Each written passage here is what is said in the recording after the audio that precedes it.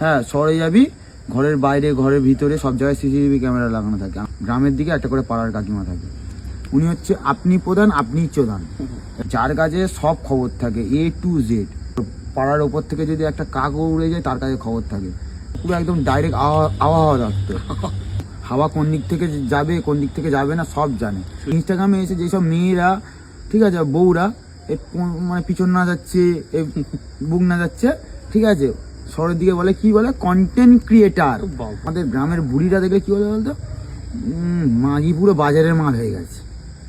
শহরের দিকে একটা মেয়ে যদি, ঠিক আছে, যদি ভালোভাবে ড্রেস আপ করে প্রত্যেক দিন যদি বেরোয়, লোক দেখলে ভাববে কি যে হয়তো বন্ধু বান্ধবের সঙ্গে আড্ডা মারতে যাচ্ছে বা কোনো, ঠিক আছে, কোনো জায়গায় কিছু আছে যাচ্ছে।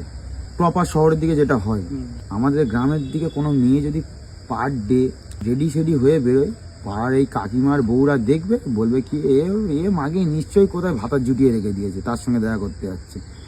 আর এটা তো বলবে, তার বাড়িতে খবর দেবে, তার আচ্ছা করে, ঠিক আছে, দুদিন যাওয়ার পর 3 দিনের মাথায় এমন খেলাবে, সে ঘরে দরজা খুলে বেরোনোর সাহস পাবে না।